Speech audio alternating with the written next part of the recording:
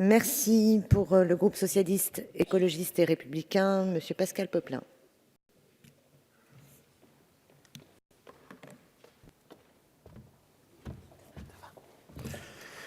Madame la Présidente, Monsieur le Ministre de l'Intérieur, Messieurs les rapporteurs, mes chers collègues, réparer le passé, parer à l'urgence et préparer l'avenir, telles sont les orientations et les décisions mises en œuvre par le gouvernement et la majorité à l'occasion de chaque exercice budgétaire intervenu depuis notre élection en 2012. Réparer le passé constituait un préalable, une priorité absolue pour faire face à l'état dans lequel nous avons trouvé les forces de l'ordre après 2 quinquennats durant lesquels de mâles proclamations dissimulaient coupes dans les moyens et saignées dans les effectifs. 3 chiffres illustrent cette réalité. Pardon de les rappeler. Près de 13 000 postes supprimés dans la police et la gendarmerie entre 2007 et 2012, une baisse de plus de 10% des crédits affectés aux missions et de 15% des investissements sur la durée de la précédente législature.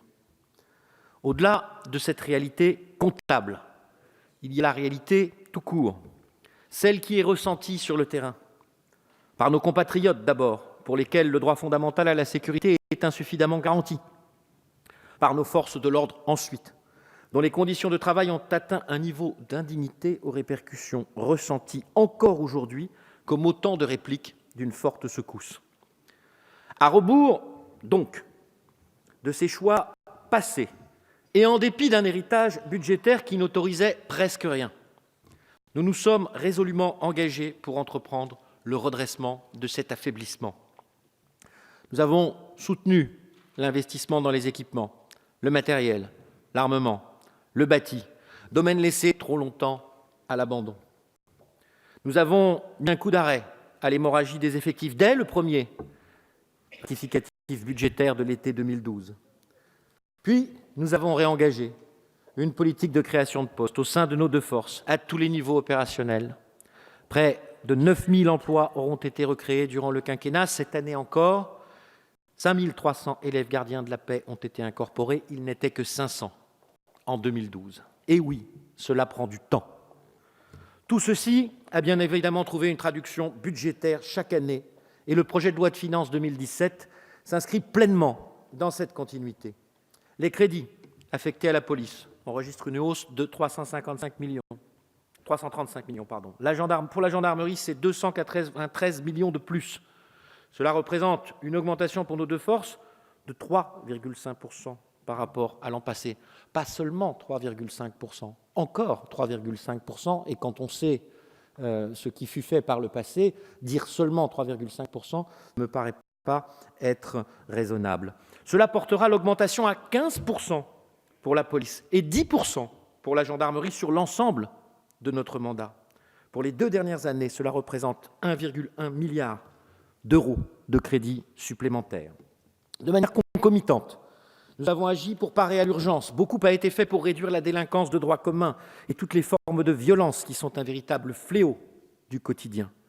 Je veux en cela saluer la création des zones de sécurité prioritaires et le plan de lutte contre les cambriolages.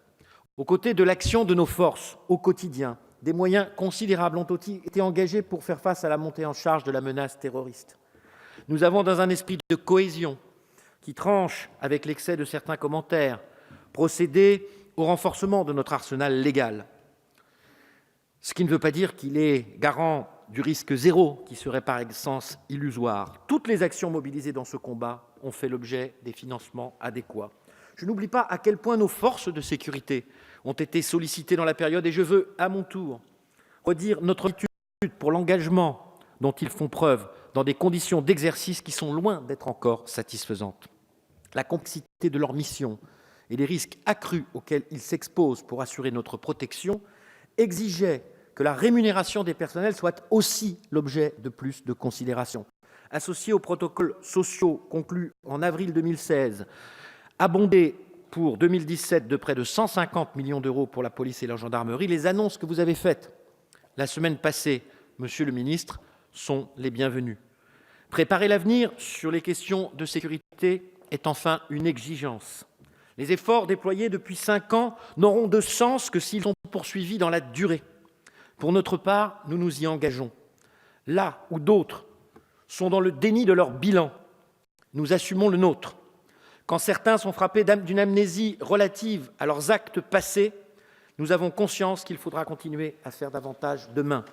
Parce que les crédits de la mission sécurité du projet de loi de finances pour 2017 s'inscrivent résolument dans cette trajectoire, le groupe socialiste, écologiste et républicain y apporte son plein et entier soutien.